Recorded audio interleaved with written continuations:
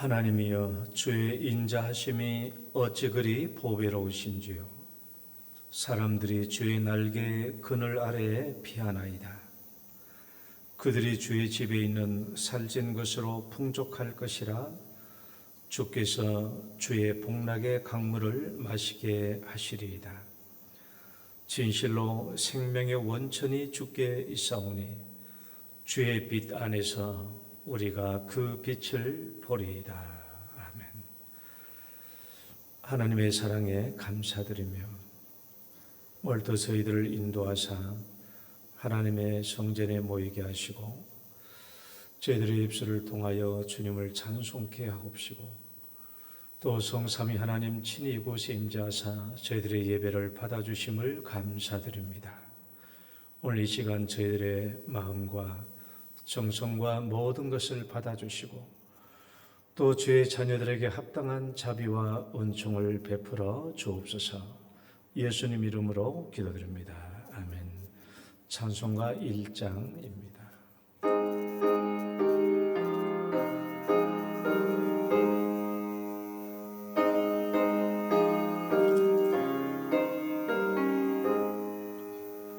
만복의 근원 하나님, 온 백성 찬송 누리고 저 천사여 찬송하세. 찬송 성부 성자 성령. 아멘. 신앙 고백 드리겠습니다. 전능하사 천지를 만드신 하나님 아버지를 내가 믿사오며 그 외아들 우리 주 예수 그리스도를 믿사오니 이는 성령으로 잉태하사 동정녀 마리아에게 나시고 본디오 빌라도에게 고난을 받으사 십자가에 못 박혀 죽으시고 장사한 지 사흘 만에 죽은 자 가운데서 다시 살아나시며 하늘에 오르사 전능하신 하나님 우편에 앉아 계시다가 저리로서 산자와 죽은 자를 심판하러 오시리라. 성령을 믿사오며 거룩한 공회와 성도가 서로 교통하는 것과 죄를 사하여 주시는 것과 몸이 다시 사는 것과 영원히 사는 것을 믿사옵나이다. 아멘. 교동문은 56번입니다. 시편 128편. 여호와를 경외하며 그의 길을 걷는 자마다 복이 있도다.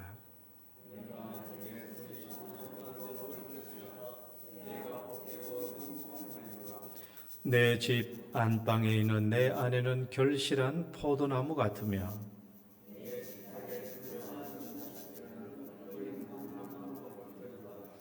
여호와를 경외하는 자는 이같이 복을 얻으리로다.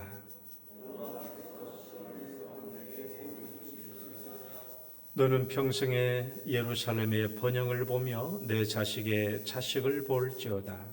이스라엘에게 평강이 있을지로다. 아멘. 앉으셔서 찬송가 15장 찬양 드리겠습니다.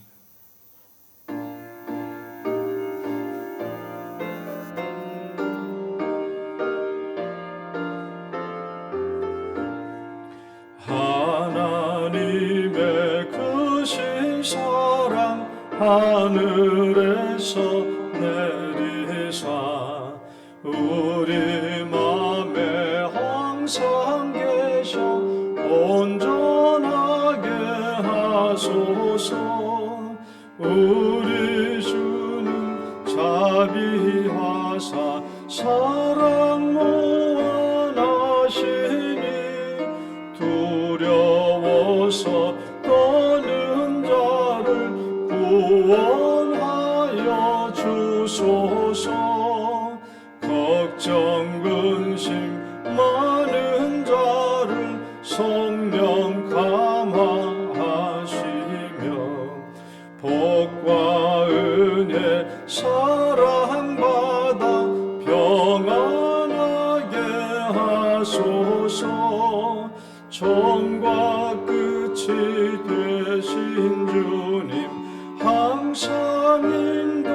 인도하셔서 마귀 유혹 받는 것을 속히 끊게 하소서. 전능하신 아버지여 주의 능력 주시고 우리 맘에 임하셔서 떠나가지 마소서. 주께 영광상 돌려 천사처럼 섬기며 주의 사랑 영영토록 찬송하게 하소서. 우리들이 거듭나서 의미 없게 하시고 주의 크신 구원받아 온전하게 하소서. 영광에서 영광으로 천국까지 이르러 그 신사랑 감격하여 경배하게 하소서. 아멘. 송국달 장로님 기도 인도하시겠습니다.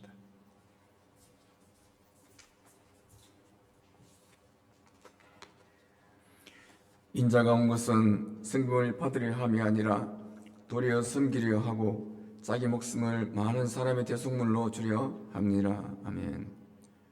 지금도 살아계셔서 온 세상을 정원하시는 하나님 아버지, 우리의 허물과 죄로 죽었던 죄를 예수 그리스도를 통하여 구원하여 주심을 감사합니다. 구원받은 백성으로서 하나님을 기뻐하며 높이고 감사하는 삶을 살게 하여 주시옵소서. 이 시간 온 마음과 정성을 다하여 드리는 우리 예배를 기쁘게 받아 주시옵소서.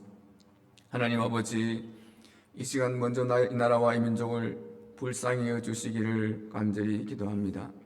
모든 권세의 주이신 하나님께서 정치인들과 모든 공직자들과 국민 한 사람 한 사람에게 지혜와 명철을 주셔서 하나님의 은혜를 구하게 하시고 선으로 악을 이기게 하시며 성실과 진실함으로 정의롭고 공의로운 나라를 만들어갈 수 있도록 인도하여 주시옵소서.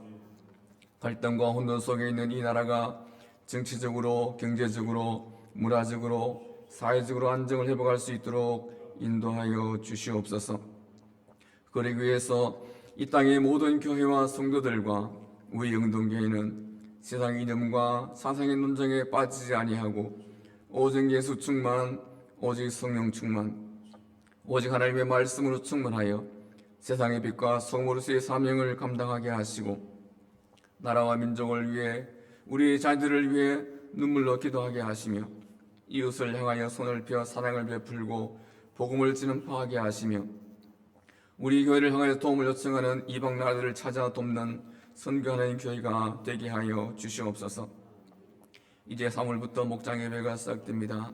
새롭게 편수된 모든 목장이 리더와 부리더, 목장원들이 잘 협력하게 하시고 하나님의 은혜와 사랑으로 충만한 공동체가 되게 해 주시옵소서. 또한 영동 마을문화교실에도 많은 사람을 보내주셔서 교제와 전도의 통로가 되게 하시고 또 수고하실 강사님들에게 큰 은혜를 베풀어 주시옵소서. 하나님 아버지, 우리 자녀들의 복을 내려 주시옵소서. 영유아부로부터 대청부에 이르기까지 우리의 자녀들의 믿음이 잘 자라게 도와주시고 이들을 지도하는 교육자와 간사, 교사들에게 말씀과 기도와 성령의 은혜를 베풀어 주시옵소서. 하나님 아버지, 또한 교회와 성도를 섬기는 모든 교육자들과 교회 구석구석에서 각자의 위치를 지키며 주어진 사명을 따라 묵묵히 헌신하는 모든 재직들과 성도들에게 큰 은혜를 주셔서 감사와 겸손함으로 더 잘 섬기는 자들이 되게 하시고 주께서 이들에게 풍성한 복을 내려 주시옵소서. 오늘도 예배당에 오지 못하고 가정에서, 요양원에서, 병상에서 예배하는 성도들을 위로하여 주시옵소서. 하나님 아버지, 또 목사님께서 말씀을 전하게 하심을 감사합니다. 성령 하나님께서 목사님을 붙잡아 주시고 역사하여 주셔서 함께 은혜를 나누는 시간 되게 하시고, 전하시는 하나님 말씀을 듣는 가운데 하나님의 위로와 은혜와 사랑을 깊이 깨닫고 영육이 치료되게 하시고, 새 힘을 얻어 날마다 예수 그리스도의 사랑을 실천하며 신앙의 발전집을 바르게 세워가는 거룩한 성도의 삶을 살게 해 주시옵소서. 하나님께서 예배의 시종을 인도하여 주시기를 원하옵고, 이 모든 말씀을 예수님의 이름으로 기도하옵나이다. 아멘.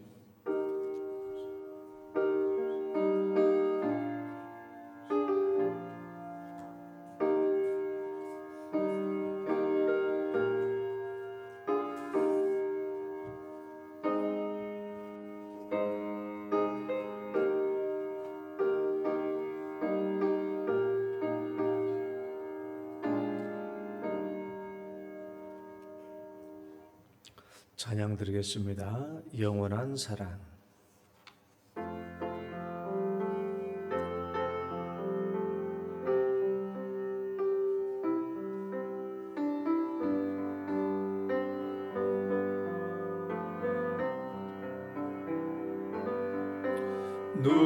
눈으로 사랑을 그리지 말아요. 입술로 사랑을 말하지 말아요. 영원한 사랑을 바라는 사람은 사랑의 진리를 알지요. 참 사랑은 가난함도 부요함도 없어요. 괴로움도 즐거움도 주와 함께 나눠요. 나의 가장 귀한 것 그것을 주는 거에 눈으로 사랑을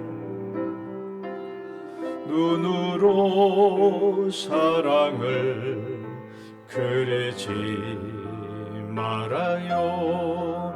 입술로 사랑을 말하지 말아요. 영원한 사랑을 바라는 사람은 사랑의 진리를 알지요. 참 사랑은 가난함도 부요함도 없어요. 괴로움도 즐거움도 주와 함께 나눠요. 나의 가장 귀한 것 그것을 주는 참 사랑은 가난함도 참 사랑은 가난함도 부요함도 없어요.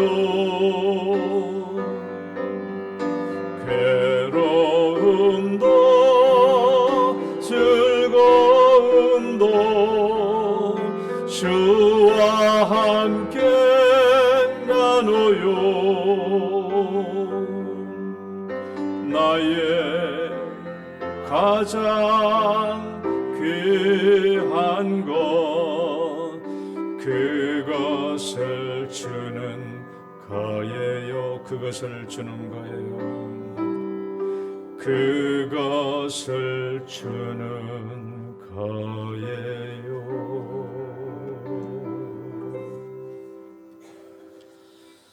오늘 주신 성경 말씀 베드로후서 1장 5절에서 7절까지 보겠습니다.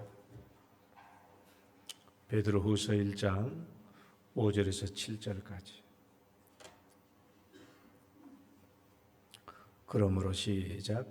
그러므로 너희가 더욱 힘써 너희 믿음의 덕의 지식을, 지식의 절제를, 절제의 인내를, 인내의 경건을, 경건의 형제의 우애를, 형제의 우애의 사랑을 더하라. 아멘.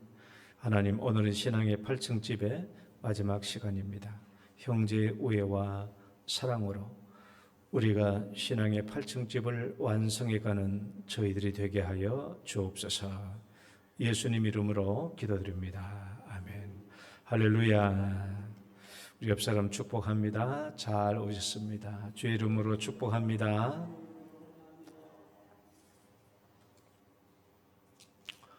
오늘도 예배 자리에 올라오신 여러분 주의 이름으로 축복합니다.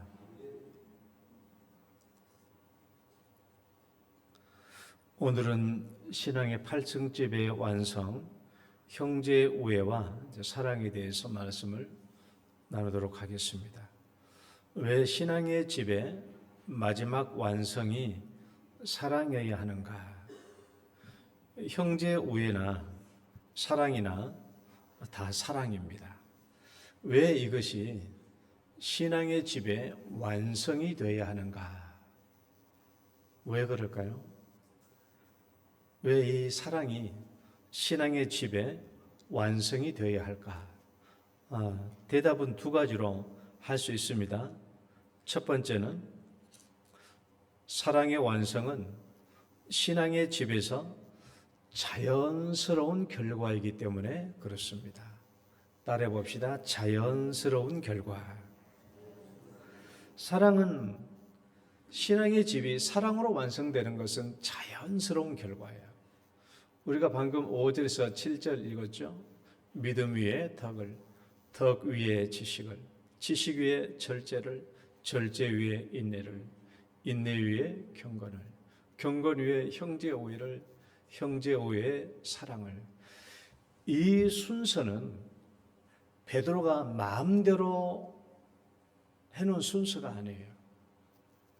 베드로가 성령의 감동에 의해서 성경을 기록하면서 성령께서 주시는 영적 질서의 법칙들입니다. 그래서 마지막에 형제 우애 그리고 사랑이잖아요. 이것은 이 신앙적 질서의 사랑으로 완성되는 아주 자연스러운 결과예요. 우리가 지난 주일에 이 설교를 할 때 24살짜리 곽지현 우리 어떤 여자분이 1억 모으기에 대해서 제가 잠시 예를 들었잖아요. 1억 모으기. 이 자매님이 1억을 모으기 위해서 합당한 그의 삶이 뭐였습니까? 노 외식. 절대 외식 안 해요. 노 여행 안 가요. 노 카페 가서 그 커피 안 마십니다. 그다음에 노 메이크업, 뭐 메이크업 그런 거 아니에요. 무조건 중고 가서 중고 사요. 그다음에 미용실, 노 미용실, 노 데이트, 연애 안 해요. 여러분 이렇게 해서 아끼고 전략했죠. 1억을 모으는데 굉장히 합당한 생활. 그러니까 1억 모으기라는 목표에 대한 굉장히 경건한 삶이 그렇게 나타난 것이죠. 그렇게 되면 언젠가는 1억이 모아지는 것은 시간 문제죠. 그렇지 않겠습니까? 이런 삶을 살면은 결국 1억을 모으는 것은 시간 문제예요.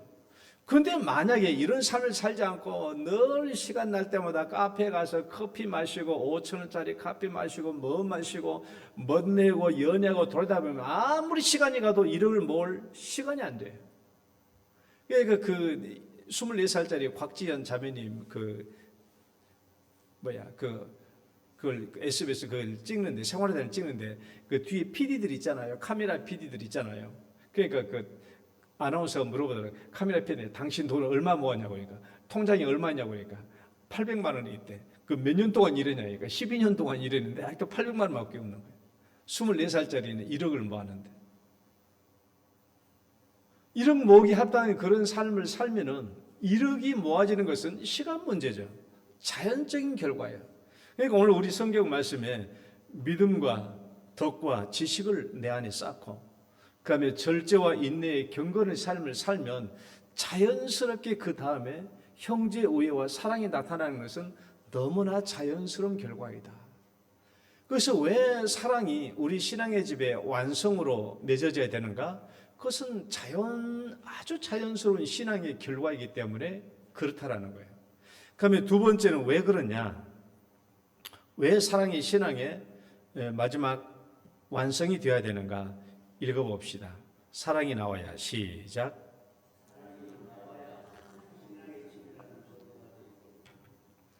사랑이 나와야 신앙의 집이라는 증거가 되잖아요. 이런 우리가 짓고 있는 집이 왜 사람의 집이 아니고 왜 신앙의 집이라고 그랬죠? 사람의 덕 위에 세워진 것이 아니라 믿음 위에 세워졌기 때문에 우리가 짓고 있는 집이 사람의 집이 아니라 신앙의 집이라고 그랬죠. 그러면 우리 이 신앙의 집이 믿음 위에 세워진 거 아닙니까? 여러분이 믿음이 뭐라고 그랬죠? 믿음이 뭐예요?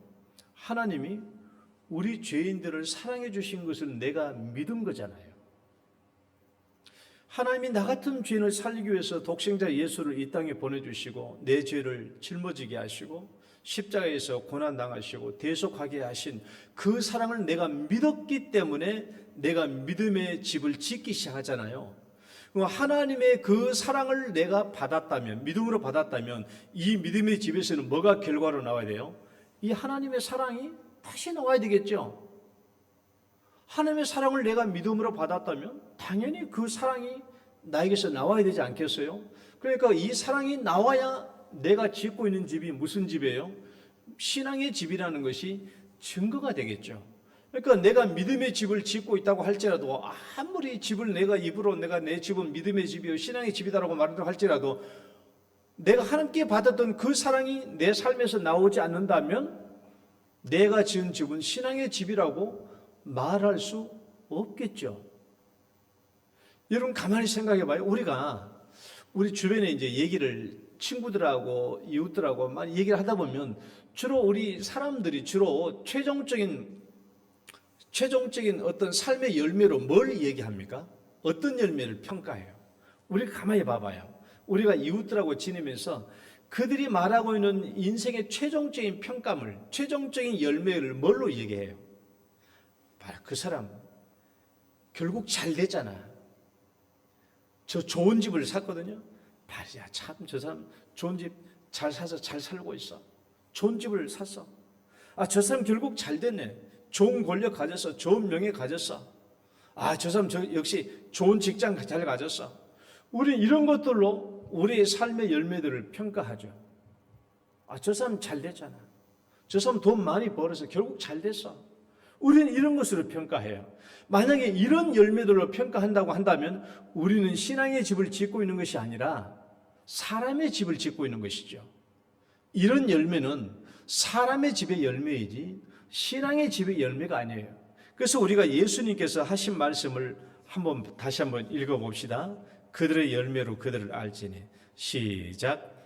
그들의 열매로 그들을 알지니 가시나무에서 포도를 또는 엉겅퀴에서 무화과를 따겠느냐. 이와 같이 좋은 나무마다 아름다운 열매를 맺고 못된 나무가 나쁜 열매를 맺나니 좋은 나무가 나쁜 열매를 맺을 수 없고 못된 나무가 아름다운 열매를 맺을 수 없느니라. 아름다운 열매를 맺지 않은 나무마다 찍혀 이러므로 그들의 열매로 그들을 알리라. 열매로 우리가 이 사람이 사람의 집을 지었는지 신앙의 집을 지었는지가 판가름 된다라는 것이죠. 여러분 예수님이 십자가에 못 박히시기 위해서 마지막에 예루살렘에 입성해서 무화과 나무를 찾아갔죠. 열매가 있나 싶어서 먹을 것이 있나 싶어서 열매를 따러 가셨는데 그 무화과 나무에 열매가 없었죠. 잎만 무성하고 열매가 없었어요. 그래서 예수님이 그 무화과나무를 저주하셨잖아요. 너 이제 다시는 열매 맺지 못하리라. 이건 뭘 얘기한 겁니까? 그 당시에 바리새인들과 유대인들이 종교적인 경건성, 종교적인 모양은 있지만 진짜 진실로 하나님의 사랑의 열매를 맺지 못하는 그런 종교적인 습성과 어떤 종교적인 모양만 무성한 유대인들을 경고하는 말씀이에요.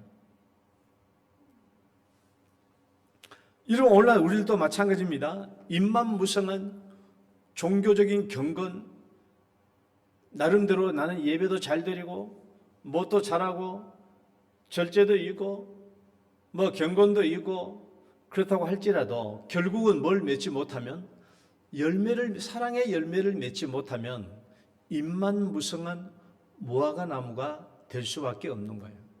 입만 무성한 무화과 나무. 그래서 우리는 우리 신앙의 집을, 내 신앙의 집이 정말 이 믿음 위에 지어졌다라는 것을 확증하기 위해서는 반드시 무엇으로? 사랑으로 완성을 해야 되고 사랑으로 열매를 맺어야 되는 것입니다. 그래서 왜 사랑이 우리 신앙의 집의 마지막 완성이 되어야 되는가? 첫 번째는 아주 이것은 자연스러운 결과물이에요. 자연스러운. 두 번째는 사랑이 나와야 내가 믿음의 집이다, 신앙의 집이다라는 것이 증거가 되기 때문에 그런 거예요. 그래서 여러분 우리가 살면서 내가 자칫 잘못해가지고 우리가 세상 사람들처럼 종종 우리는 사람의 열매를 맺으려고 할 때가 많다라는 거야. 야, 봐라, 내 좋은 집 사지 않았냐? 좋은 집 사고 좋은 집에서 살면 야, 저 사람 성공이다 그렇게 말하거든요. 그런 열매를 맺기 위해서 우리가 부름받은 것이 아니다라는 거예요.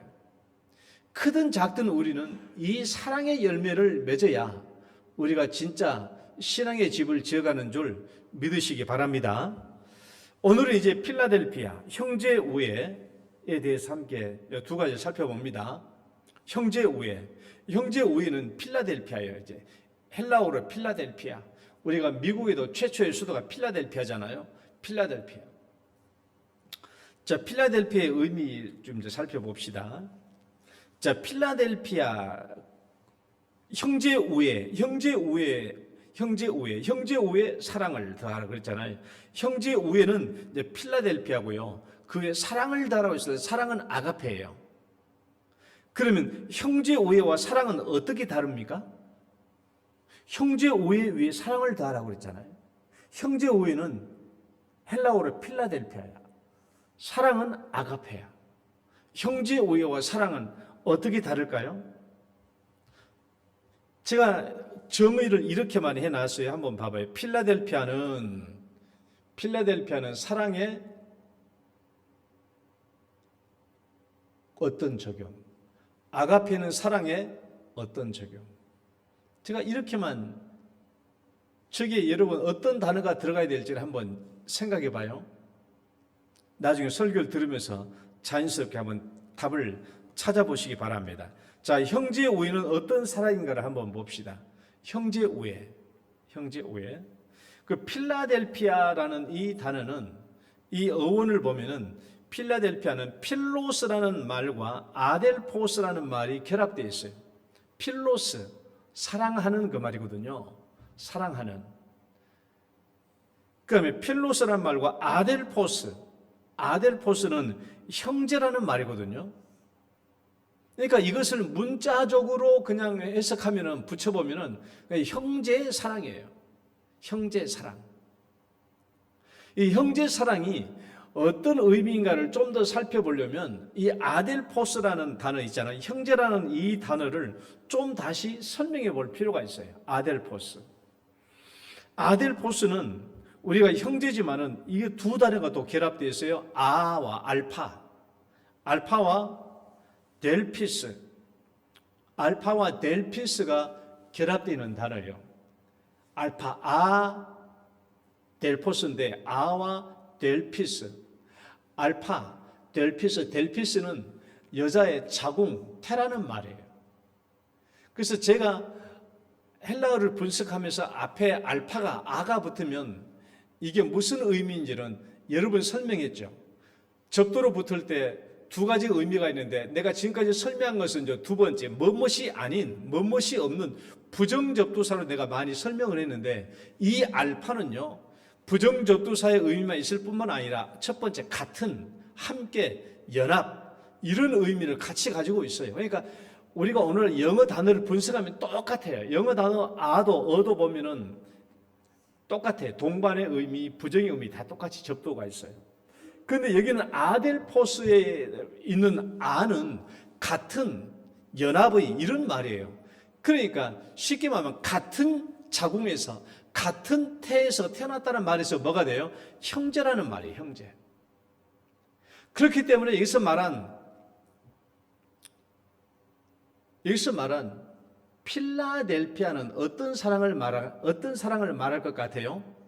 필라델피아는 혈육의 사랑을 말하는 거예요. 엄마의 태에서 같이 태어난 사람, 엄마의 배에서 같이 태어난 사람을 의미하기 때문에 필라델피아는 혈육의 사랑을 말하는 거예요.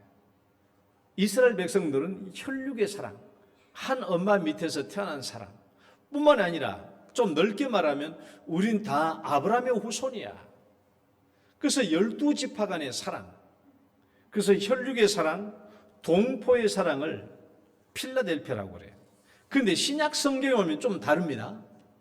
신약 성경은 필라델피아가 한번 봐봐요.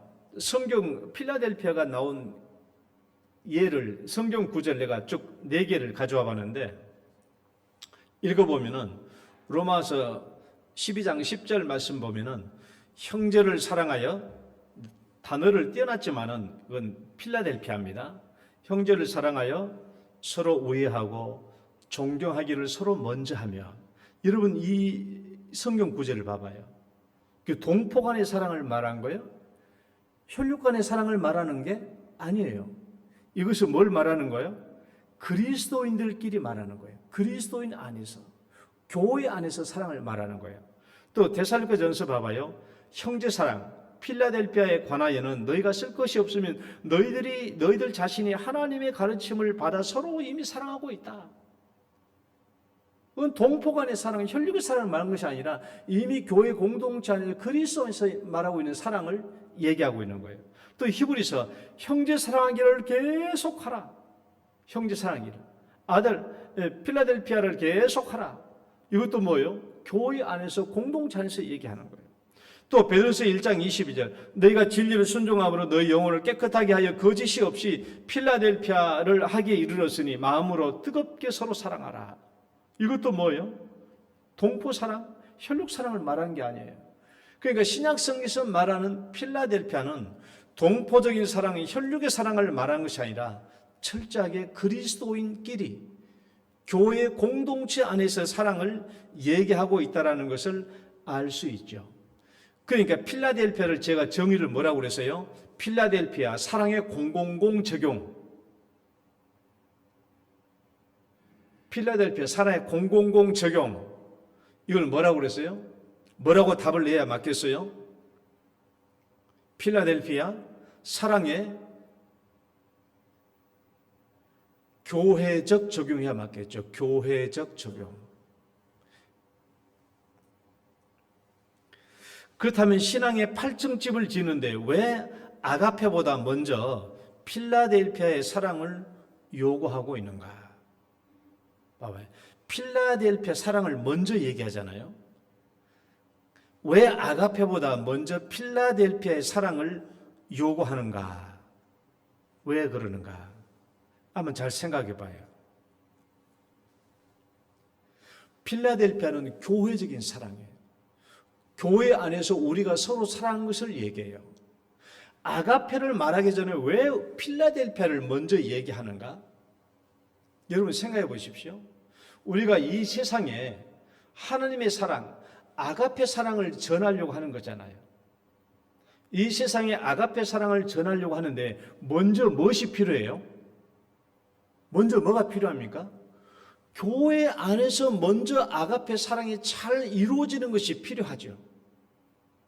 교회 안에서 사랑이 먼저 필요하지 않겠어요? 우리가 먼저 교회 안에서 사랑을 하지 못하는데 어떻게 교회 밖의 사람들을 아가페로 사랑할 수 있겠어요? 교회 안에서 사랑이 안 이루어진다면. 그러니까 필라델피아를 먼저 우리에게 요구하는 이유는 교회 안에서 이 아가페 사랑이 먼저 철저하게 이루어져야 된다는 거예요. 여러분, 세상 사람들이 아가페 사랑이 뭔지를 어떻게 알아요? 그들이 보고 듣지 알지도 못하는데 어떻게 그 사랑을 알아요? 그 교회를 보면 그 사랑을 알 수 있다는 것이죠. 어떻게? 아, 교회 안에서 저렇게 사랑이 이루어지고 있구나 하는 것을 보면서 세상 사람들은 아, 저게 아가페 사랑이구나 하는 것을 안다라는 거예요. 그러니까 여러분, 교회 안에서 먼저 우리 자신들이 철저하게 하나님의 사랑을 베풀고 하나님의 사랑을 입고 서로 사랑하는 삶이 교회 안에서 필요하다. 이것이 없이는 교회 밖으로 사랑이 흘러갈 수 있는 게 아니다라는 거예요. 그러니까 교회 안에서 사랑해도 되고 사랑하지 않아도 되는 것이 아닙니다. 먼저 교회 안에서 하나님의 사랑이 흘러 넘쳐야 돼요. 사랑이 흘러 넘쳐야 돼. 아직도 아멘 안 하네. 사랑이 흘러 넘쳐야 될 줄 믿습니다. 이게 안 넘치니까 아멘이 안 나오는 거예요. 이게 아멘이 안 나와. 이게 나에게 필요한 말인지 저 사람에게 필요한 말인지. 교회 안에서 사랑이 넘치지 않고서 어떻게 이 사랑이 세상으로 이웃에게 흘러넘어갈 수 있겠냐 그 말이에요. 그러니까 먼저 이 교회 안에 너희들이 먼저 이 필라델피아 너희들이 먼저 이 사랑이 흘러 넘쳐야 된다고 우리에게 말하는 것이 아니겠습니까? 여러분, 예수님이요 세 계명을 주면서 이렇게 명령을 했어요. 세 계명을 너에게 주느니 한번 읽어봐. 시작.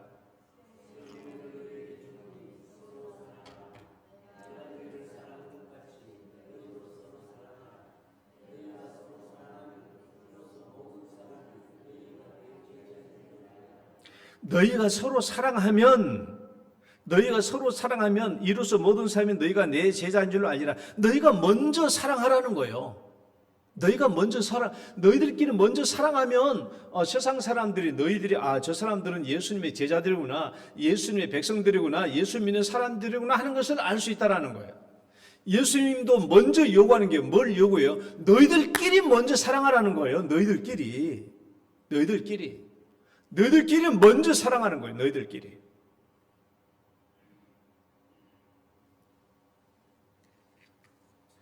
우리 안에서 먼저 사랑이 이루어져야 되는 겁니다. 사도 바울도 뭐라고 명령했냐 그러면 읽어봐요. 그러므로 시작. 그러므로 우리는 기회 있는 대로 모든 이에게 착한 일을 하되 더욱 다시 한번 더욱 우리는 모든 사람, 세상 모든 사람들에게 착한 일을 해야 되는 게 맞아요. 사랑을 베푸는 게 맞아요. 그러나 먼저 교회 안에 믿음의 가정들에게 먼저 사랑을 베풀어라 라는 것입니다. 교회가 보면 사랑이 넘쳐야 돼요. 그래서 교회 밖에 있는 사람들이 교회를 보고 아이고 나도 저 교회 갔으면 좋겠다. 나도 저 교회 가서 사랑을 받고 사랑을 하고 살면 참 좋겠다. 이런 마음이 드는 거예요. 여러분, 교회는 사랑이 넘쳐야 되는 줄 믿으시기 바랍니다. 사랑하셔야 돼. 마음을 열고 사랑하셔야 돼. 우리가 먼저 사랑을 해야 돼. 우리 교회 안에 모든 사람들을 다 사랑해야 돼. 이 사랑이 교회 밖으로 흘러 넘쳐가야 되는 거예요. 여러분 생각해 봐요. 물이 어떻게 흘러 넘쳐요? 여기 물이 안 차 있으면 찰 때까지는 넘칠 수가 없는 거예요. 차야 넘치는 거 아니겠어요? 여러분, 교회도 우리 사랑이 넘치도록 우리가 서로 사랑해야 돼요. 그러니까 교회는 사랑이 충만한 교회가 돼야 돼요. 따라봅시다. 사랑 충만한 교회, 사랑 충만한 성도 되시기를 축원합니다. 아가페 사랑해 봐봐요. 아가페는 사랑의 어떤 적용이냐? 사랑의 어떤 적용이냐? 필라델피아는 제가 뭐라고 그랬죠? 필라델피아는 사랑의 교회적 적용이라고 그랬잖아요. 먼저 우리 안에 사랑이 넘쳐야 돼요. 그러면 두 번째 아가페 사랑은 사랑에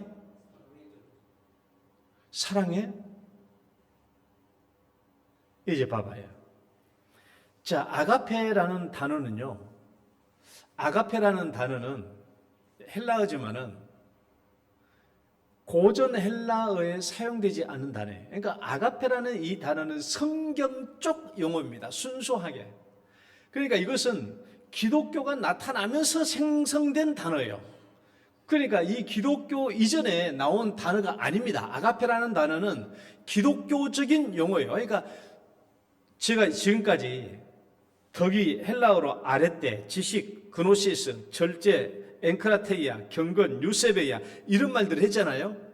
이런 모든 단어들은요 옛날부터 고전 헬라어예요. 옛날부터 써진 단어이니까 어떤 의미로 사용되는 하는 것을 보면 그 뜻을 알 수 있는데, 아가페라는 이 단어는 고전 헬라어에 쓰였던 단어가 아니에요. 기독교가 형성되면서 시작된 단어입니다. 아가페라는 단어는. 그러니까 성경적인 용어예요. 그러니까 성경 문헌 밖에서 아가페라는 단어가 사용된 용례가 없어요. 딱 한 번밖에 없지만은 그건 없는 거랑 마찬가지예요. 그러니까 아가페가 뭐죠? 라고 물어봤을 때는 뭐예요? 사회적인 문헌에서 찾아볼 수 있는 게 아니고 오직 성경 안에서만 이 아가페가 무엇인지를 알 수 있죠. 이 아가페 용어가 나오기 이전에 헬라의 사랑의 4가지 종류가 있었어요. 3가지 종류. 에로스는 남녀 간의 사랑.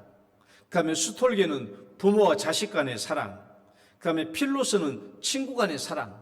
그 다음에 이제 아가페가 나오죠. 하나님의 죄인 사랑. C.S. 루이스는 이런 말을 했습니다. 우리는 에로스, 육체적 사랑에서 태어나 스톨게, 부모의 사랑에서 성장하고 필로스, 친구의 사랑에서 성숙하고 아가페, 하나님의 사랑에서 완성된다. 참 의미 있는 설명이에요. 보면은. 그러면 아가페 사랑이 뭘까?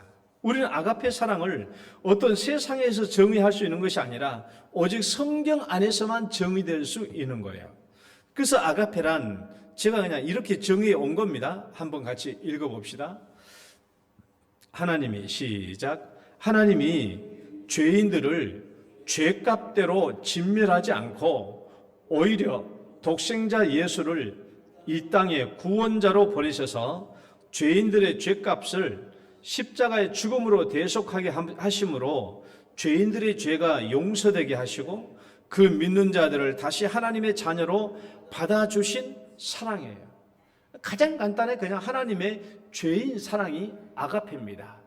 아가페예요.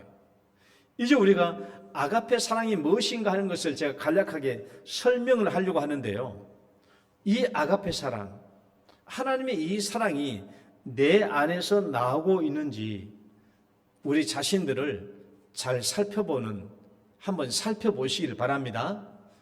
하나님의 이 아가페 사랑이 나에게서 나오고 있는지 잘 살펴봐야 돼요. 나에게서 나오고 있는지를 잘 살펴봐야 돼요. 제가 5가지로 설명해 드리겠습니다. 첫 번째는 아가페 사랑은 이성적인 사랑이에요. 이 말은 감정적인 사랑이 아니라는 말이에요. 하나님이 죄인에 대한 하나님의 마음, 감정은 진노와 분노와 진멸이었어요. 그런데 하나님은 하나님의 감정대로 우리를 처단하지 않으셨어. 그리고 오히려 우리를 사랑하기로 결정하셨죠. 그래서 하나님의 이 사랑은 감정적인 사랑이 아니고 이성적이고 의지적인 사랑이에요. 여러분, 죄인을 사랑하려고 하는 것은 감정으로 되는 게 아니잖아요. 성경 보면 우리가 죄를 지어서 하나님과 원수 관계에 있다고 했는데 여러분, 원수를 감정적으로 사랑할 수 있어요? 손재른 장로님, 원수를 우리가 감정적으로 사랑할 수 있어요? 원수에 대한 감정은 미움이에요. 미워 죽겠죠. 저는 죽었으면 좋겠어요. 그러나 이것은 어떻게 해요? 성경은 사랑하라는 거예요. 원수를 사랑하는 게 어떻게 감정으로 사랑해요? 의지적으로 사랑해요. 의지적으로. 하나님 사랑이, 아가페 사랑이 바로 이성적인 사랑이고 의지적인 사랑이에요. 그러니까 우리는 생각해 봐야 돼. 내 사랑은 감정적인 사랑인가? 아니면 의지적인 사랑인가? 우린 감정적인 사랑은 하다가 마음에 안 들면 그만둬버려요. 그러나 하나님의 사랑은 의지적인 사랑이죠. 미워도 계속 사랑하라는 거예요. 이게 하나님 사랑입니다. 그러니까 하나님 사랑은 감정적인 사랑에서 의지적인 사랑으로. 따라해봐요. 감정적인 사랑에서, 다시 여러분 뒤에 거, 감정적인 사랑에서 의지적인 사랑. 이것이 하나님께서 우리에게 요구하고 있는 아가페 사랑이에요. 두 번째는요, 절대적인 사랑이에요. 절대적인 사랑. 우리는 어떻게 사랑하냐? 저 사람이 나에게 해주는 것에 따라서 나도 사랑이 나가요. 이런 사랑을 상대적인 사랑이라고 그래요. 저 사람이 나에게 어떻게 해주냐에 따라서 나도 거의 적절하게 사랑이 나갑니다. 이게 상대적인 사랑이에요. 저 사람이 나를 좋아하면 나도 좋아하고, 저 사람이 나를 미워하면 나도 미워하고, 이게 상대적이거든요. 그런데 하나님의 사랑은 절대적인 사랑이에요. 죄인들이 하나님에 대하여 어떻게 했습니까? 죄인들이 하나님에 대해서 하나님 없다고, 하나님이 있기는 어디 있어? 내가 하나님이야, 내가 하나님 하면서 하나님을 무시하고, 하나님이 천지 창조하실 다 무시하고, 하나님께서 이 세상 만물 가운데 아름다운 곡식과 모든 과일과 맛있는 과일 다 주시는 걸 다 무시하고, 그렇지만 하나님은 죄인들을 사랑하셨잖아요. 이건 절대적인 사랑이에요. 죄인들이 하나님에 대해서 어떻게 하느냐에 따라서 하나님 거기에 좌우된 게 아니에요. 하나님은 저 죄인들을 그냥 사랑해 주신 거예요. 기준과 조건이 따르지 않는 거예요. 우리는 상대적 사랑이니까 항상 기준과 조건을 따져요. 저 사람이 나에게 해주는 대로 나도 해주죠. 우리는 뼛속까지 상대적인 사랑을 해요. 제가 상대적인 사랑이 무조건 잘못됐다는 게 아닙니다. 우리는 육체적인, 우리가 이 육체를 지녔잖아요. 우리가 이 육체를 지닌 이상 상대적 사랑에서 완전히 벗어나지 못해. 왜? 우리 육체를 가졌으니까. 여러분 아무리 해도 여러분 나한테 떡 하나 더 준 사람 나도 고맙게 생각하죠. 그래요, 안 그래요? 그렇잖아요. 누군가 나에게 떡 하나 더 주면 고맙게 생각해요. 육체를 지기 때문에 그래요. 그러나 그렇게만 살아서는 안 된다는 거예요. 아가페 사랑은 절대적인 사랑. 저 사람이 나에게 어떻게 해주든 안 해주든 상관하지 않고 나는 여전히 사랑해 주시는 사랑. 예수님이 모두를 사랑, 하나님의 모든 죄인들을 사랑해 주신 것, 그것이 절대적인 사랑이죠. 그래서 우리는 이제는 상대적인 사랑에서 무슨 사랑으로? 상대적인 사랑에서 다시 한번 상대적인 사랑에서 조건적인 사랑에서 그렇게 나아가야 되는 것이, 이것이 아가페 사랑이에요. 그러면 세 번째는요, 하나님의 아가페 사랑은 영원한 사랑이에요. 영원한 사랑. 하나님은 한 번 사랑하기로 결정하면 그 사랑은 변함이 없습니다. 변함이 없고요. 그리고 그 사랑은 천국까지 계속된 사랑이에요.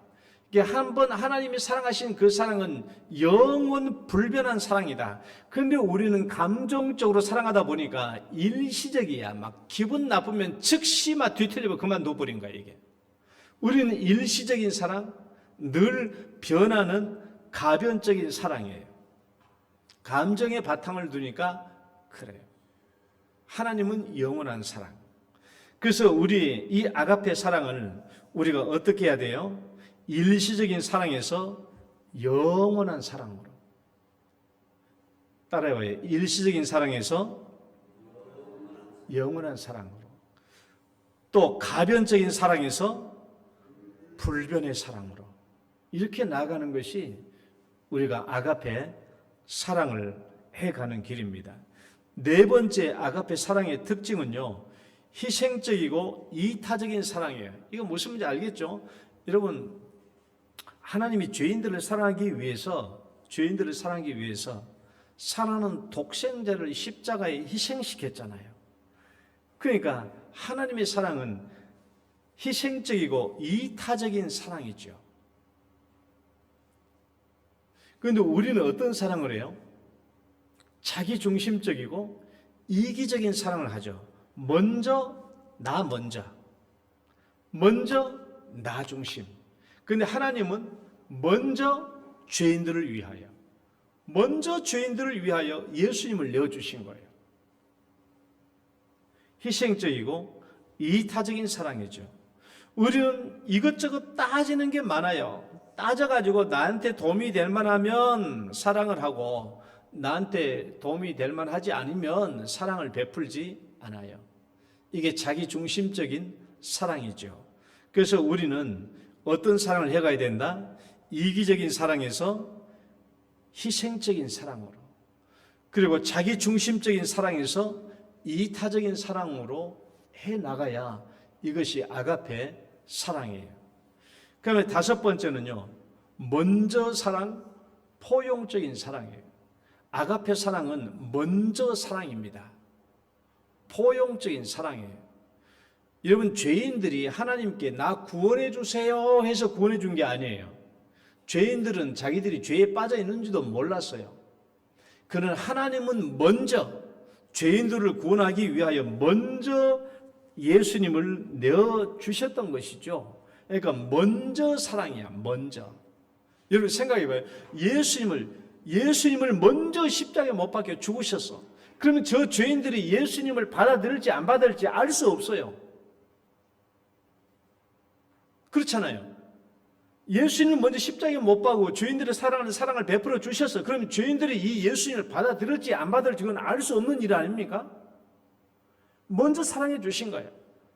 끝까지 그러니까 참고 있냐는 거예요. 여러분, 그러니까 우리 사랑의 다섯 가지 속성에서 사랑은 오래 참고 모든 것을 견디느니라 그렇지 않습니까? 왜 사랑의 속성이 처음부터 오래 참고 마지막도 견디는 거예요? 하나님은 먼저 예수님 십자가 못 박아서 사랑을 베풀어 주셔서 저 죄인들이 이 예수님을 받아들일지 안 받아들일지 우리가 알 수가 없어요. 그러니까 하나님은 마냥 기다리시는 거야. 끝까지 그냥 기다리셔. 누가 예수를 받아들일지 알지 못해. 그러니까 예수님의 이 사랑은 포용성을 전제하고 있어요. 누구든지 예수를 믿으면 다 받아주시겠다. 누구든지 예수 믿으면 다 받아주시겠다. 지구 끝에 있는 사람들까지. 그러니까 하나님의 사랑은 무한대요. 모든 사람들에게 다 포용성이 있으니까 무한대고 큰 사랑이죠. 그런데 우리는 어때요? 우리 사랑은 먼저 사랑이 아니라 나한테 해준 거 보고 사랑해요. 그러니까 우리 사랑은 나중 사랑이야. 저 사람이 나한테 해주는 거 보고 나도 사랑이 나가요. 그러니까 네가 나한테 적절한 사랑을 해주지 않으면 나도 너를 사랑하지 않아. 그러니까 우리가 하는 사랑은 배타적인 사랑이에요. 그리고 제한적인 사랑이에요.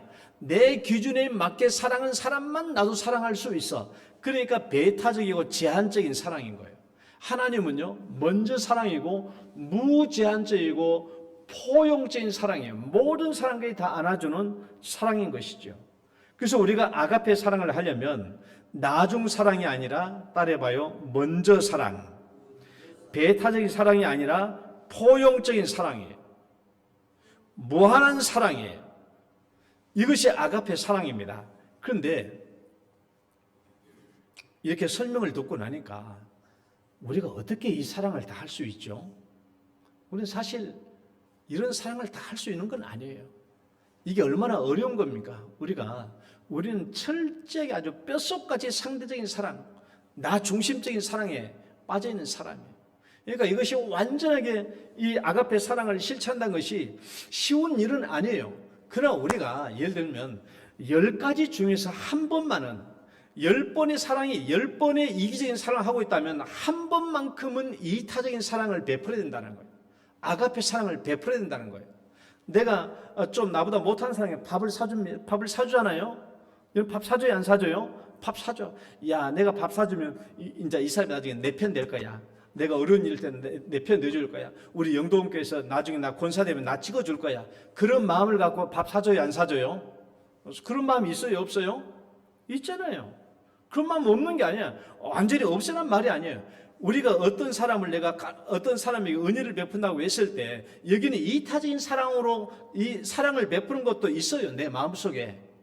그러나 이런 이기적인 마음으로 사랑을 베푸는 것은 한 50% 미만이 되게 하고, 순수한 이 친구 불쌍하니까 힘드니까 사랑을 베풀어 주는 거, 그것이 어떻게 되라고? 그 50% 이상이 되게 하라 그 말이에요. 가급적이면은. 우리가 완벽하게 아가페 사랑을 실천할 수 있는 사람이 어디 있겠습니까? 쉬운 일이 아니거든요. 그러나 10번 중에 한 번은 내가 아가페 사랑을 한번 해보자라는 것이고요. 어떤 사랑을 베풀 때 이 사랑 안에는 이기적인 사랑과 이타적인 사랑이 같이 들어있지만은, 우리가 하는 사랑은 거의 이타적인 사랑은 20%, 그 안에 이기적인 사랑이 80% 들어있지만 이걸 좀 역전시켜가지고 순전히 이타적인 사랑이 80% 되게 하고 이기적인 사랑이 20% 되게 하라 그 말이에요. 완벽하게 아가페 사랑을 할 수 있는 사람이 어디 있겠습니까? 그런 사람은 없다라는 것이죠. 그러면 이 아가페 사랑에 이제 봅시다. 그러면 이 아가페 사랑을 누구에게 베풀라는 말이에요? 누구에게? 이 아가페 사랑을 교회 안에 베풀라 말은 필라델피아라고 그랬어요. 이 아가페 사랑을 우리 교회 안에 베풀라고 하는 것은 필라델피아고, 이 아가페 사랑을 교회 안에서만 베풀라고 이 사랑을 주신 게 아니잖아요. 이 사랑을 어디에 베풀라고? 온 세상에 다 베풀라고. 이 아가페 사랑을 온 세상에 베풀라고 주셨잖아요. 그래서 이 아가페 사랑의 두 번째 적용은 뭐예요? 아가페 사랑은 사랑의 인류적 적용이에요. 교회적 적용은 필라델피아고, 아가페는 사랑의 인류적 적용이에요. 우리 아까 장로님이 사회적 적용이라는 말로 같은 개념 때문에 쓰신 거죠. 인류적 적용이에요. 모든 사람에게 사랑을 베풀어야 돼요. 그래서 신앙의 8층집이 완성돼야 되는 겁니다. 오늘 이 마지막 7절 말씀 보면은 사랑을 더하라라고 그랬어요. 사랑을 더하라. 사랑을 더하라. 이 사랑을 더하라는 거예요. 누구에게? 모든 민족에게 땅끝까지 내 증인이 되어서 이 사랑을 더하라. 사랑을 더하라라고 했을 때 이 더하다라는 말을 제가 좀 설명을 할게요. 더하다라는 말이 헬라어로 보면은 공급하다라는 말이거든요. 그러니까 다른 성경 번역을 보면 사랑을 공급하라 그렇게 써놨어. 설명이 나왔어요. 그렇게 번역을 내놨어요. 사랑을 공급하라. 이 더하다라는 말은 헬라어를 반드시 좀 알아야 될 이유가 있어요. 이 더하다라는 말의 헬라어는 에피코레게오예요. 에피코레게오. 자, 이 단어 한번 잘 봐봐요. 에피코레게오인데 이 단어는요, 에피와 코레게오가 합성된 단어예요. 헬라어 중에서 에피라는 말이 앞에 나오면 그것을 완성하는, 완전케 하는 이런 의미가 강조되어 있어요. 그러니까 코레게오라는 말의 본래 의미 뜻은 뭐냐 그러면 내 비용을 지불해서 합창제를 지휘하다는 말의 뜻이에요. 그러니까 이것은 앞에 에피가 붙었기 때문에 완전히 그렇게 하라 그 말이에요. 완전히. 자신의 비용을 지불하고 합창제를 지휘하다라는 말에서 공급하다, 주다라는 말이 나온 거거든요.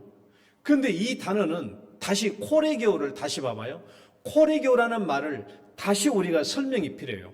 코레게오라는 말은요, 역시 합성어입니다. 어떤 합성어냐? 코로스라는 말과 합창이란 말이죠. 우리가 코러스라는 말 하잖아요.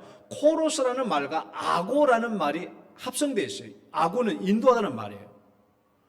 그래서 여기서도 이 코러스 그리고 아고가 합성돼 가지고 코로게오인데, 코로게오 뜻도 뭐냐? 자비로 합창대를 지휘하다, 자비로 합창단에 공급하다라는 말이에요. 내 비용을 들여서.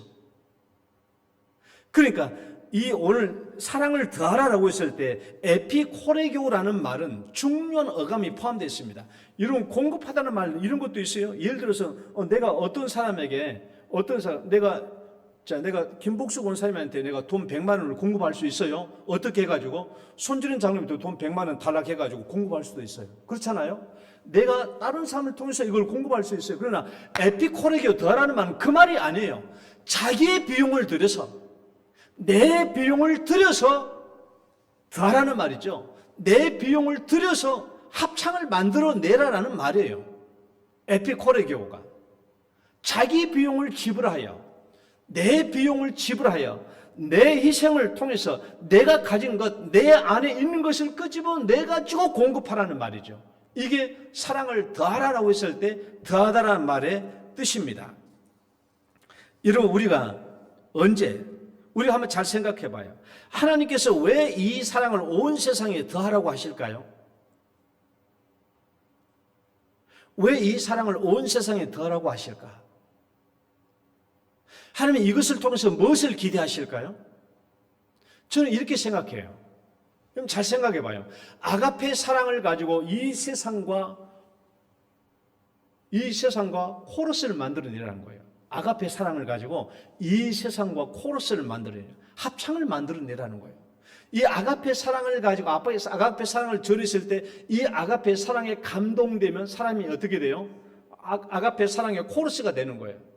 그러면 하나님의 사랑으로 돌아오겠죠. 왜 하나님이 이 아가페 사랑을 온 세상에게 합창을 하라, 합창이 되게 하라라고 권면하고 있는가? 이것은요, 참 중요한 의미가 있어요. 아담과 하와가 죄로 타락한 이 세상에 이제는 이 아가페 사랑이 들어가는 곳곳마다, 아가페 사랑으로 합창이 이루어지는 곳곳마다 다시 하나님의 새로운 나라가 형성된다는 거예요. 그러니까 맨 처음 하나님이 창조하셨던 그 사랑의 창조 세계가 다시 회복되는 것을 의미하는 거예요. 그렇잖아요. 아가페 사랑이 들어가는 곳마다, 아가페 사랑과 합창이 이루어지는 곳마다 하나님의 새로운 나라가 형성되는 거예요. 그래서 하나님은 이 사랑으로 온 세상과 뭐라고요? 합창을 이루어가라는 말이에요. 어떻게? 내 비용을 들여서요. 눈으로 사랑을 그리지 말아요. 입으로 사랑을 말하지 말아요. 어떻게요? 내 비용을 들여서요. 비용을 들여서. 아가페 사랑으로 코러스를 일으키라. 저는 이 조명환 교수 사진 한번 봐봐요. 저는 이분을 보면요, 여러분 꼭 이분의 신앙 간증을 한번 들어봐요. 조명환 치면은 유튜브에서 조명환 치면 이분이 나와요. 이분은 미국의 에드나 넬슨이라는 부인이 어느 날 기도하는 중에 이런 생각이 깨달아진 거야. 자, 이 에드나 넬슨이라는 이 여사가 기도하는 중에 이런 마음이 든 거예요. 자기가 부자는 아니지만은 그래도 좀 세계에 있는 어려운 이웃에게 내가 조금이라도 좀 사랑을 주고 싶다라는 그 마음을 품었는데, 그 대한민국을 떠올리게 된 거예요. 6.25 전쟁이 있어가지고 한국은 참 힘들고 어렵다라는 그 말을 듣기 때문에, 그래서 내가 한국에 있는 한 사람에게 내가 사랑을 베풀어야 될 생각해서 한국에 있는 한 사람과 연결된 게 이 사람이에요. 조명환 씨. 그러니까 조명환 씨는 태어날 때부터 매달 15달러를 이 에드나 넬슨 여사로부터 받게 된 거예요. 에드나 넬슨 여사 한번 사진 띄워봐요. 근데 이 에드나 넬슨 여사가 매달마다 15달러를 보내면서 편지를 써보냈어요. 편지를 써보내면서 뭐라고 써놨냐? 하나님은 너를 사랑한단다. 너는 하나님께 귀하게 쓰임받는 사람이 되도록 해라 라고 늘 편지를 같이 보냈어요. 15달러를. 근데 이 조명환 교수는 어렸을 때도 초등학교 때 가난하니까 공부를 무지하게 못했어. 근데 매일 받아들이는 이 영어 편지를 보면서 뭘 생각해요? 영어, 우리나라 한글이 아니라 영어라는 것도 있다는 것을 알게 돼요. 그래서 영어를 더 공부하게 되죠. 자기를 후원하는 사람 만나고 싶고. 그 열심히 공부했어요. 그래서 열심히 공부하고, 그 다음에 이제 미국으로 유학도 왔죠. 미국도 유학을 가가지고도 계속 이 에드나 넬슨 여사가 한 달에 $15를 보내주신 거예요. 보내주셨어. 그 되게 만나고 싶었어. 근데 이제 만날 필요 없다고 말하니까 못 만나고 다시 유학 끝나고 한국에 와가지고 건국대학교 교수가 돼. 이분 조명환 교수 굉장히 유명하신 분입니다. 굉장히 우리가 상상 이상으로 유명하신 분이에요. 노벨상 받은 사람들과 어깨를 나란히 할 정도로 유명하신 분이에요. 근데 이 에드나 넬슨 여사가 95세가 되었어. 저 때는 95세입니다. 95세가 돼서 아차 이러면 저분 얼굴 한번 못 뵙고 내가 저분 죽겠다 싶어가지고 에드나 넬슨 여사에게 말도 안 하고 그냥 곧바로 주소를 찾아가서 만난 거예요. 찾아 만났더니 95세인데 가서 제일 먼저 물어본 게 뭘 물어봤냐 이거 물어봤어요. 어떻게 이렇게 내가 이미 한국에 와가지고 대학교 교수가 돼 있는데도 불구하고 계속 한 달에 $15를 보내주니까 여러분 $15가 얼마입니까 장로님? 1,500원씩 1달러 1,500원 잡아도 뭐 2만 원 정도밖에 안 돼. 그것을 매달 보내주신 거야. 대학교 교수가 되어 있는데도. 그래서 이분이 에드나 넬슨 여사를 찾아가고 첫 번째 물어본 게 뭘 물어봤냐. 어떻게 이 45년 동안 한결같이 이렇게 사랑을 베풀 수가 있습니까? 라고 물어봤더니 에드나 넬슨 여사가 이렇게 대답했어요. 하나님은 독생자 예수를 내게 주셔서 나를 구원해 주시는 이 큰 사랑을 베풀어 주시고 지금까지 나를 사랑해 주셨는데 이 45년은 그 하나님의 사랑에 비하면 얼마나 보잘것없는 것이냐라는 거예요. 하나님은 지금까지 평생을 나를 사랑해 주셨는데 45년은 아무것도 아니다. 아무것도 아니다. 그런데 이 에드나 넬슨 여사는 부자가 아니었어요. 결혼도 하지 않고 사시는 분이었는데 부자가 아니었어. 이 에드나 넬슨 여사가 가졌던 마지막 직장이 편의점 직원이었다고 그래요. 경제적으로도 어려웠어. 그런데도 불구하고 매 45년 동안 하루도 한 달도 빠짐없이 계속 $15를 보내주신 거예요. 이분이 조명환 교수가 왜 내가 교수가 됐음에도 불구하고 이제 안 보내주셔도 된다고 했는데도 불구하고 왜 이렇게 매달 $15를 보내주셨을까? 하나님 앞에 기도하면서 조명환 교수가 이거 깨달은 거야. 기도하는데 하나님 말씀하신 네가 후원자였다. 네가 후원 아동이었다는 것을 잊지 않게 하기 위해서 그랬다는 거예요. 너는 후원 아동이었어. 너는 후원 아동이었어. 너는 다른 사람이 너를 도와주었던, 너는 도움을 받았던, 너는 후원 아동이었다는 것을 잊지 않게 하기 위하여 지금까지 계속 50년, 55년까지 계속 받게 하신 거예요. 그래서 여러분 이 조명환 교수가 지금 뭐냐? 월드비전이라고 국제기구 있죠. 월드비전 회장이거든요. 이분이. 월드비전은 세계 100개국에 2억 명 이상의 어린 아이를 구제하고 돌보는 국제기구 센터입니다. 이 국제기구의 회장이 되었어요. 이분이. 회장이 되었을 때 깨달은 게 있죠. 하나님이 이제 너 지금까지 너 어렸을 때부터 지금까지 너 후원받고 자랐잖아. 이제는 네가 후원하라는 거예요. 네가 후원하며 자라라. 후원하는 사람이 되라고. 이 에드나 넬슨이라는 이 여인 한 사람이 우리에게 이 조명환 교수에게 자기의 비용을 공급해서 아가페 사랑을 울려 퍼지게 한 게 아니겠습니까? 그래서 이런 일이 벌어진 거예요. 이 이야기 하나 하고 마치기 좀 희한한 얘기에서 제가 저번에 간증을 듣다 보니까 어떤 할머니죠. 75세 정도 되는 할머니인데 그분이 내가 왜 예수 믿게 되는지 세대 결혼해서 애 하나 낳고 난 뒤에 내가 왜 예수 믿게 되는지 그걸 얘기하는데요. 이 얘기를 하더라고요. 그땐 가나니까 연탄 불 때 있잖아요. 애 하나 낳고 난 뒤에 너무 힘들어졌어요. 집에 어떤 어려운 문제가 왔어. 어려운 문제가 와가지고 이 어려운 문제를 어떻게 하면 해결할까 고민해가지고 점집을 찾아갔어.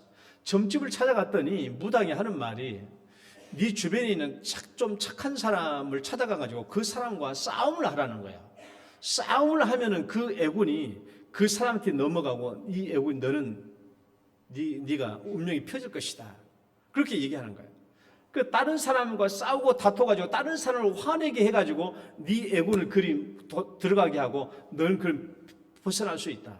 그래서 이 아줌마가 어떻게 할까 하다가는요, 그 옛날에 어려우니까 그 좀 착하게 생긴 저쪽 세댁에 보이 가가지고 새벽 1시면은 그 빨갛게 달아오르는 연탄불 있잖아요. 그걸 빼와버린 거예요. 빼와버렸어. 그래서 이제 막 고래고래 소리 지르고 뭐 그럴 것 같아가지고 그거 빼왔는데도요, 이쪽 저쪽 여자가 아무 말도 안 하고 가만히 있는 거야.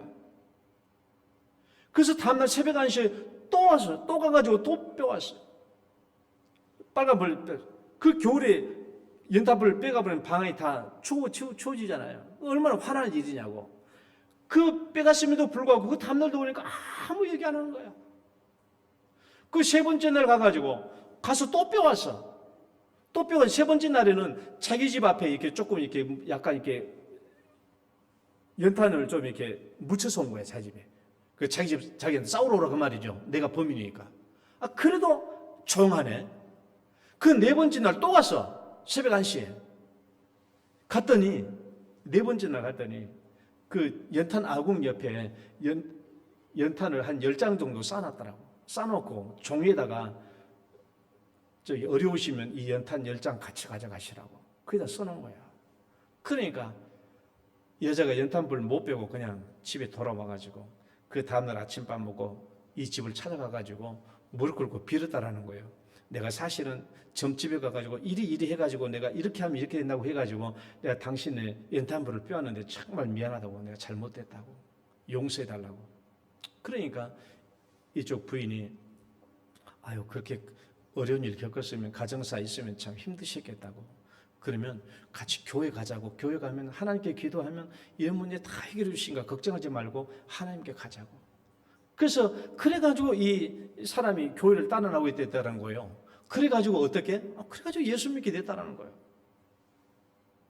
다행이죠. 만약에 우리 집 연탄 빼갔어 봐요.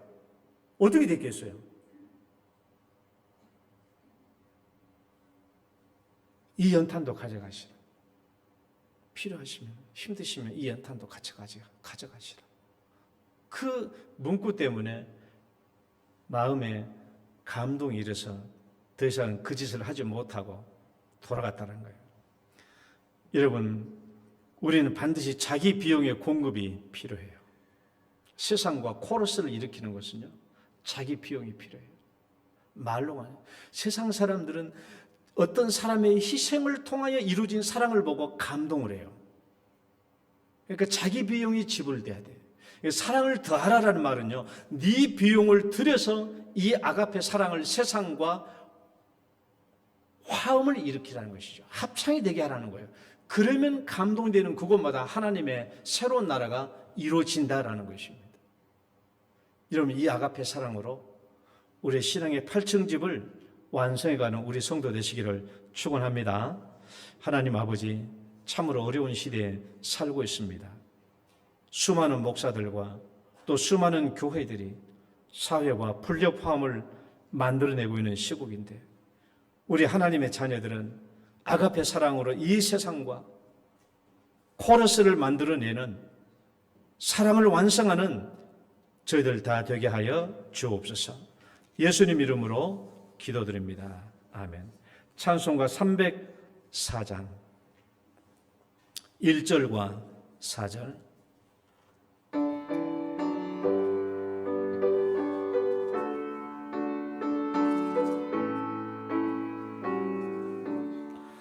그 크신 하나님의 사랑 말로 다 형용 못하네.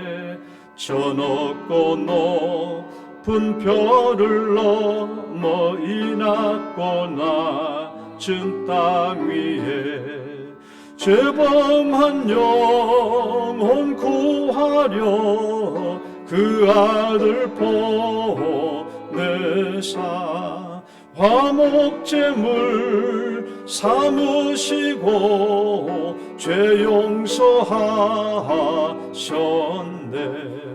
하나님 크신 사랑은 측량 다 타네 영원히 변치 않는 사랑 성도여 찬양 하늘을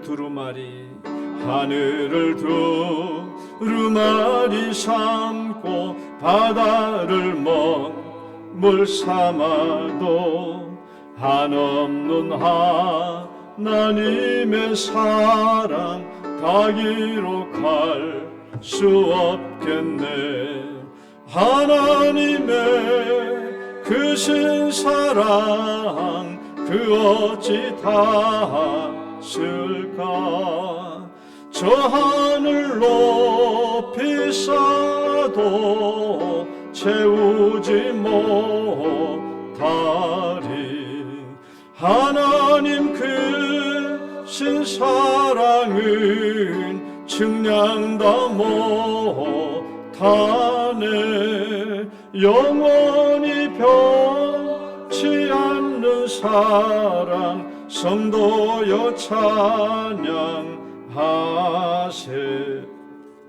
아멘. 하나님 감사합니다. 오늘도 주 앞에 나오면서 주 앞에 11조 예물과 또 1,000번째 예물과 감사 예물 또 선교구제 건축 작정헌금 주 앞에 올려드립니다. 이 모든 예물이 주님을 참으로 기쁘게 해드리는 예물이 되게 하여 주시고 또 마음을 다하여 드리는 예물이 오니 하나님께서 드리는 손길 그대로 축복해 주시고 그들의 마음속에 간절한 기도의 제목들 다 응답하여 주옵소서. 예수님 이름으로 기도드립니다. 아멘.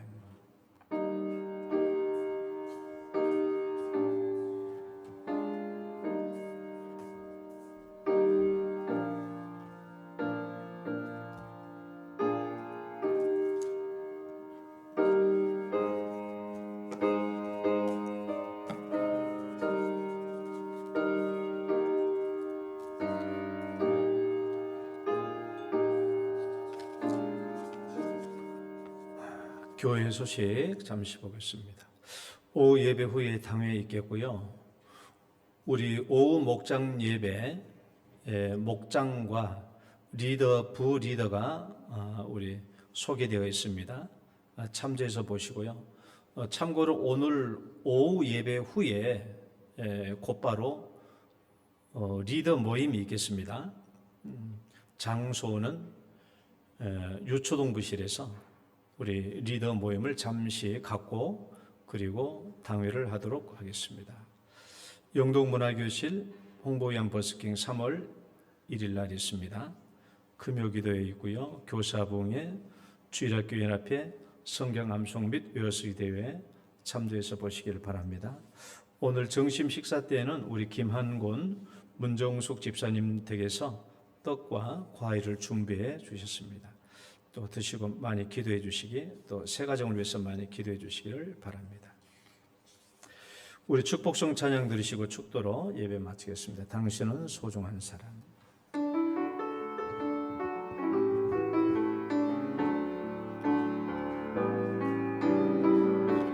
당신은 소중한 사람, 당신은 존귀한 사람,